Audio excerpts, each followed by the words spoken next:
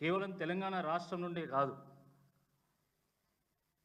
తెలంగాణతో పాటు ఆంధ్రప్రదేశ్ తదితర రాష్ట్రాల నుండి ప్రతిరోజు వేలాది మంది భక్తులు దర్శించుకునేటువంటి గొప్ప దైవక్షేత్రము వేములవాడ రాజరాజేశ్వర దైవక్షేత్రము. భారతదేశంలోనే దక్షిణ కాశీగా పేరుగాంచినటువంటి గొప్ప ధర్మక్షేత్రము వేములవాడలోని శ్రీ రాజరాజేశ్వర ధర్మక్షేత్రము. కొత్తగా పెళ్ళైనటువంటి వాళ్ళు కానీ, సంతానం కలిగినటువంటి వాళ్ళు కానీ, లేదా పంట చేతికొచ్చినప్పుడు కానీ, లేదా కొత్తగా ఇల్లు అనుకున్నప్పుడు కానీ, తీర్థయాత్రలకు వెళ్ళాలనుకున్నా, జాతరలకు పోవాలనుకున్నా, మొదటగా ఆ రాజరాజేశ్వరిని దర్శించుకొని మొక్కులు చెల్లించుకున్న తర్వాత మాత్రమే మిగతా పనులు చేస్తారు. ఆ రకంగా ఆ రాజరాజేశ్వరుడికి తెలంగాణ సమాజంలో, ముఖ్యంగా కరీంనగర్, వరంగల్, నిజామాబాద్, నల్గొండ ఈ ప్రాంతంలో ఎంతో విశిష్టత ఉన్నది. కోరిన కోర్కెలను తీర్చేటువంటి కొంగు బంగారం శ్రీ రాజరాజేశ్వరుడు అని చెప్పి మొక్కులు మొక్కుతూ ఉంటారు. ఆ మొక్కులను తీర్చుకుంటూ ఉంటారు. ఆ మొక్కుల్లో భాగంగా కోడను కట్టడం అనేది రాజరాజేశ్వర దేవస్థానంలో అత్యంత విశిష్టమైనటువంటి ఒక మొక్కు. అది మనకు తెలుసు. కోడను కట్టడంలో 2 పద్ధతులు ఉంటాయి. మొదటిది, ఆలయంలో ఉన్నటువంటి కోడెలను ఆలయం చుట్టూ ప్రదక్షిణ చేసిన తర్వాత ఆ నంది స్థానం దగ్గరకు వచ్చి అక్కడ శివుడు ముందు ఆ కోడెను కడతారు. ఇంకొకటి, మన ఇంట్లో మన దొడ్లో మన ఆవుకు జన్మించినటువంటి లేగ దూడను మరి తీసుకొచ్చి తొలిసూరు కొడుకు పుట్టినా కానీ, లేదా కొడుకుకో బిడ్డకో పెళ్ళైతే ఆ జంటతో పాటు కోడెను కూడా తీసుకొచ్చి కడతామని మొక్కుకొని ఆ కోడెను తీసుకొచ్చి ఆ పరమేశ్వరుడికి అప్పచెప్తారు. నిత్యము ఉదయం నుండి రాత్రి వరకు భక్తులకు దర్శన భాగ్యం కలిగించి భక్తుల కోరికలు విన్న తర్వాత తిరిగి ఆ పరమేశ్వరుని కైలాసానికి తీసుకెళ్లేది నందీశ్వరుడు. అందుకనే నంది అంటే శివుడికి అత్యంత పూర్వకమైనటువంటి వాహనం. నంది అత్యంత ఆత్మీయమైనటువంటిది. దానికి అందుకనే అత్యంత ప్రత్యేకమైనటువంటి ఒక స్థానం ఉంటుంది. ఏ దేవాలయానికి వెళ్ళినా కూడా శివుడు ముందు నంది ఉంటాడు. మరి అటువంటి నందికి చాలా విశిష్టత ఉంది, చాలా గొప్ప స్థానం ఉంది. భారత సంస్కృతిలో, హైందవ సంస్కృతిలో చాలా ప్రత్యేకమైనటువంటి ఒక స్థానం ఉంది, ప్రముఖమైనటువంటి ఒక స్థానం ఉంది. మీ అందరికీ తెలుసు. 10 ఏళ్ల క్రితం వరకు రైతులు ఫ్యామిలీ ఫోటో తీసుకుంటే అలా ఆవులతో పాటు లేగదూడలు కూడా ఉండేటి. రైతులు జోడెడ్లతోని ఫోటో తీసుకొని ఫ్రేమ్ కట్టించుకొని ఇంట్లో పెట్టుకుంటారు. సంక్రాంతి వస్తే ఎడ్లను ఏ విధంగా మనం మంచిగా కడిగి రంగులద్ది ఏ విధంగా పూజించి మనం ఇంటికి తీసుకొస్తామో కూడా మనకు తెలుసు. మరి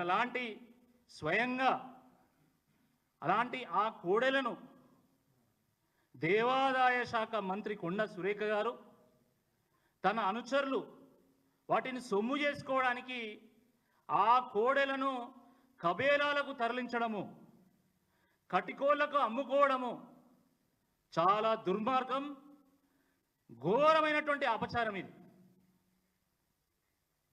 ఇది నందీశ్వరుడికి జరిగినటువంటి ఘోరమైనటువంటి అపచారము. కొండ సురేఖ వారి అనుచరులు చేసినటువంటి ఘోరమైనటువంటి తప్పిదము, స్వయంగా ఆ పరమేశ్వరుడికి జరిగినటువంటి గొప్ప అవమానం. ఇది ఓరుగల్లు ఒక శైవ క్షేత్రము, ఒక ఆధ్యాత్మిక క్షేత్రము, ఒక కళా రాజధాని, ఒక సాంస్కృతిక రాజధాని. శివభక్తులైనటువంటి కాకతీయులకు 400 సంవత్సరాల పాటు రాజధానిగా విరాజిల్లినటువంటి ఒక ప్రాంతం ఓరుగల్లు. అలాంటి ఓరుగల్లుకు మంచి పేరు తీసుకురావాల్సినటువంటి ఓరుగల్లు ఆడబిడ్డ ఈరోజు వేములవాడ రాజన్న కోడెలను తీసుకొచ్చి కబేలాలకు అప్పగించడము, కటికోళ్లకు అమ్ముకోవడము చాలా దుర్మార్గమే.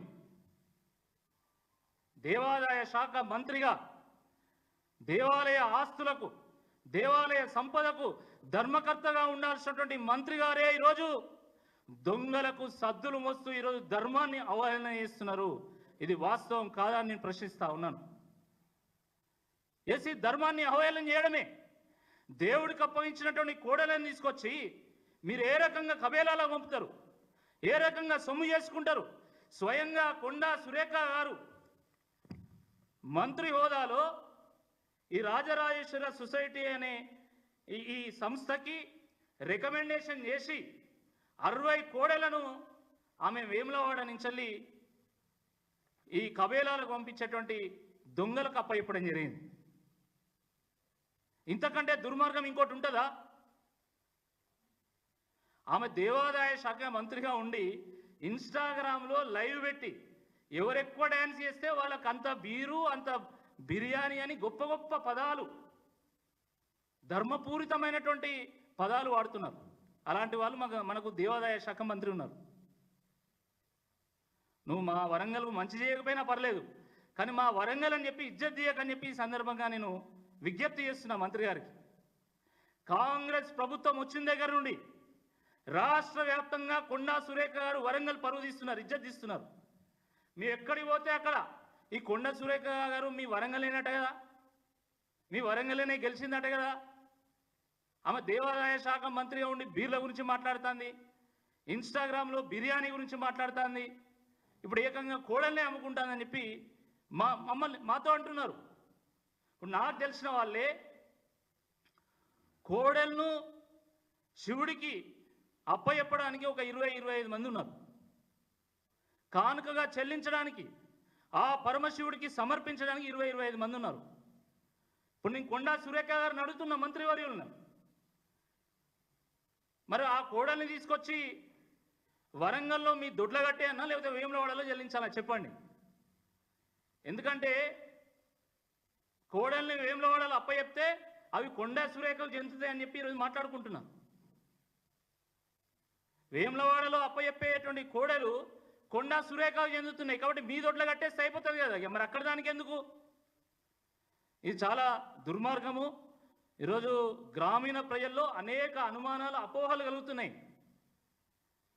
మీకు తెలుసు మన దొడ్లో మన ఆవుకు జన్మించినటువంటి లేగ దూడకు ఎంత ప్రాధాన్యత ఉంటుంది, ఎంత ప్రేమపూర్వకంగా మనం పెంచుకుంటాం.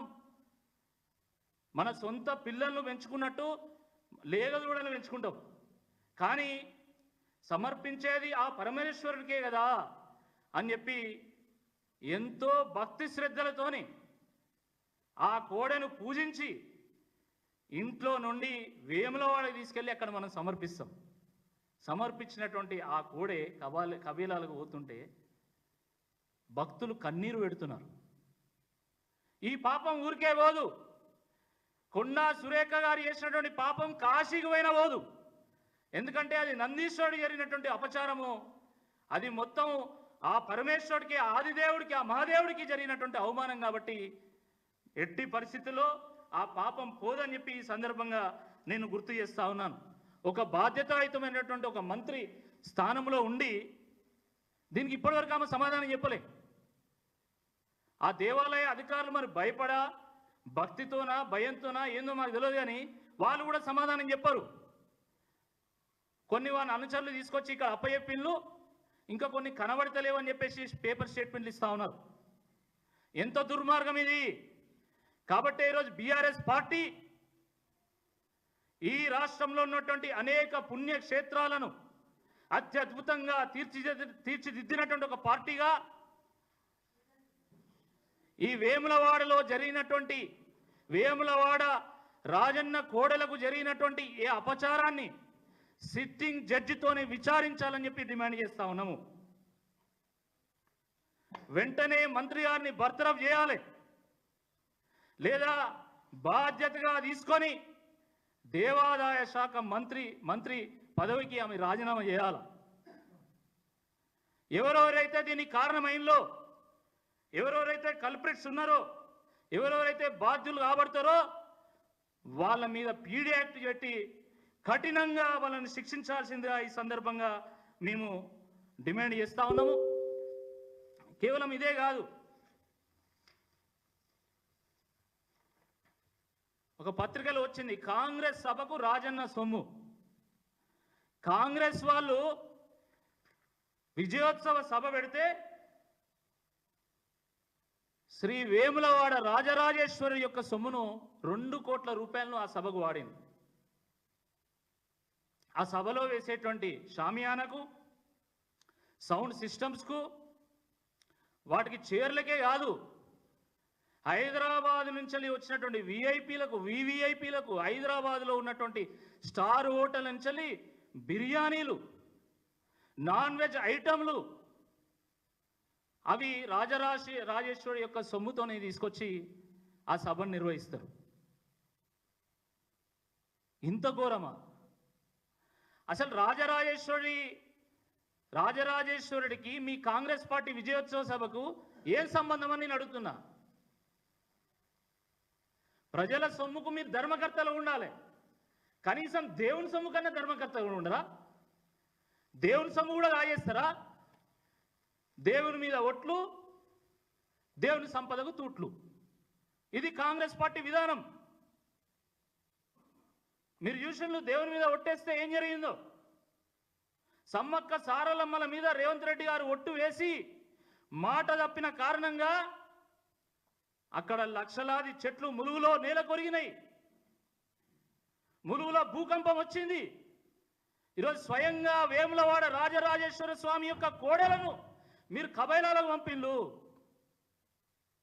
కటికోళ్ళకు అమ్మిళ్ళు, కఠినంగా వాటిని హింసించిళ్ళు. రేపు జరిగే నష్టానికి ఎవరు కారణం? స్వయంగా రాజరాజేశ్వరుని సొమ్మును మీ రాజకీయ సభలకు వాడుకున్నారు. దానికి జరిగేటువంటి నష్టానికి ఎవరు కారణమని చెప్పి ఈ సందర్భంగా బీఆర్ఎస్ పార్టీ ప్రశ్నిస్తూ ఉన్నది. ధర్మబద్ధంగా నడుచుకోండి. ప్రజలు మీకు మ్యాండేట్ ఇచ్చిళ్ళు, ప్రజలు మీకు అధికారాన్ని ఇచ్చిళ్ళు. ఆ అధికారాన్ని ప్రజల కోసం వినియోగించండి, ప్రజల సొమ్ముకు ధర్మకర్తలుగా ఉండండి, దేవుని సొమ్ము కాపాడండి. కానీ ఈరోజు దేవుని సొమ్ముకు కూడా దొంగలు పడ్డట్టుగా స్వయంగా మంత్రులే దొంగతనం చేస్తుంటే తప్పకుండా బీఆర్ఎస్ పార్టీ తెలంగాణ ప్రజలు కన్నెర చేస్తారని చెప్పి ఈ సందర్భంగా హెచ్చరిస్తా ఉన్నాం. కాబట్టి ఈ ప్రెస్ మీట్ విన్న తర్వాతనైనా, ఎందుకంటే స్వయంగా అన్ని పత్రికలు, ఈనాడు, సాక్షి, ఆంధ్రజ్యోతి, నమస్తే తెలంగాణ, అన్ని పత్రికలలో వచ్చింది రాజన్న కోడలను కబేలాలకు పంపిల్లని. కానీ ఇప్పటి వరకు ముఖ్యమంత్రి స్పందించలే, ఇతర రాజకీయ పార్టీలు స్పందిస్తలేవు. ఎందుకు స్పందిస్తలేవు అని చెప్పి ఈ సందర్భంగా నేను అడుగుతా ఉన్నా. ఆ రోజు తెలంగాణ ఉద్యమంలో సైతం గజ్జలు గజ్జలు ఓ రాజన్న, గజ్జలో గజ్జలో రాజన్న అని చెప్పి రాజేశ్వరుడి యొక్క శక్తిని ఆవాహన చేసుకోవడానికి మనం ఆ రాజేశ్వరిని స్మరించుకున్నాం. రాతి కొండల్లో ఉన్నటువంటి పరమశివుడా అని చెప్పి ఆ రాజేశ్వరిని కొలిచినాం.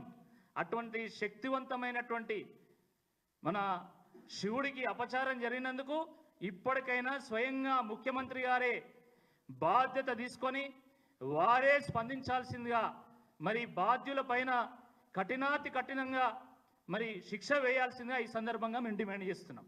ఆ రాజరాజేశ్వరుడికి, హైందవ సమాజానికి కూడా వారికి క్షమాపణ చెప్పాల్సిందిగా ఈ సందర్భంగా మేము డిమాండ్ చేస్తున్నాం.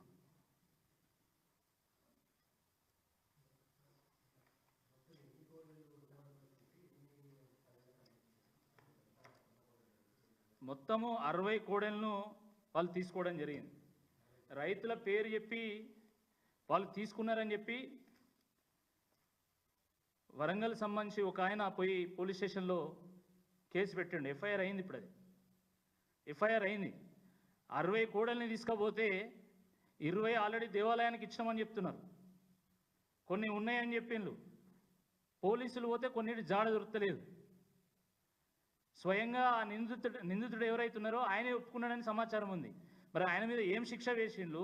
ఆయనకు రికమెండేషన్ చేసినటువంటి మంత్రి గారికి ఏం శిక్ష ఇస్తున్నారు? నేను సమాధానం చెప్పాలి. వేరేదో సాధారణ మంత్రి కాదు, దేవాదాయ శాఖ మంత్రి, సంబంధిత మంత్రి, ఆమె దేవుని యొక్క సంపదను కాపాడాలి. కోడలు దేవుని సంపదనే కదా.